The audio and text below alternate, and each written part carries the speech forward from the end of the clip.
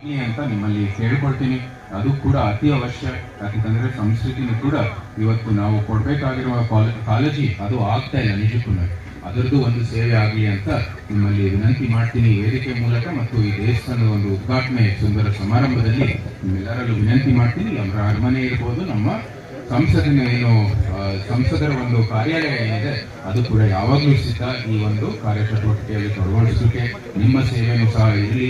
ಪ್ರಜಾಪ್ರಭುತ್ವದಂದ್ರೆ ಎಲ್ಲರೂ ಕೂಡ ಕೈ ಜೋಡಿಸ್ಕೊಂಡು ಕೆಲಸ ಮಾಡಬೇಕಾಗಿದೆ, ಅದು ಅತಿ ಅವಶ್ಯ ಅಂತ ಹೇಳ್ತಾ, ಇವತ್ತು KR ಪೇಟೆ ಅಂದ್ರೆ ಮಹಾರಾಜರ ಹೆಸರಿನಲ್ಲೇ ನಾಮಕರಣ ಆಗಿರ್ತಕ್ಕಂಥ ಒಂದು ಗ್ರಾಮ.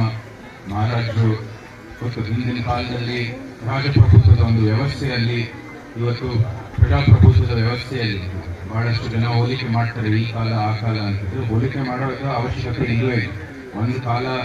ಒಂದು ಕಾಲಕ್ಕೆ ತಕ್ಕಂತೆ ಅದು ಕೆಲಸ ಆಗುತ್ತೆ. ಅಲ್ಲಿ ಒಳ್ಳೆ ಕೆಲಸ ಮಾಡಿದ್ರೆ ಆ ನಾಯಕರಿಗೆ ಒಳ್ಳೆ ಹೆಸರು ಬರುತ್ತೆ. ಪ್ರಜಾಪ್ರಭುತ್ವದ ವ್ಯವಸ್ಥೆಯಲ್ಲೂ ಸಹ ಒಳ್ಳೆ ನಾಯಕರು ಬಂದರೆ ಆ ವ್ಯವಸ್ಥೆಯಲ್ಲಿ ಒಳ್ಳೆ ಕೆಲಸ ಮಾಡಿಕೊಂಡು ನಿಮಗೂ ಒಳ್ಳೆ ಹೆಸರು ಬರುತ್ತೆ. ಆ ಹೆಸರು ಶಾಶ್ವತವಾಗಿ ಉಳಿಯುತ್ತೆ. ವ್ಯವಸ್ಥೆಗಳು ಬದಲಾವಣೆ ಆಗ್ತಾ ಹೋಗ್ತಾ ಇರುತ್ತೆ. ಇದೇನು ಅಂತ್ಯ ಅಲ್ಲ. ಮುಂಚೆ ಬರುವಂಥದ್ದು ವ್ಯವಸ್ಥೆ ನಾವು ಇನ್ನೂ ಘೋಷ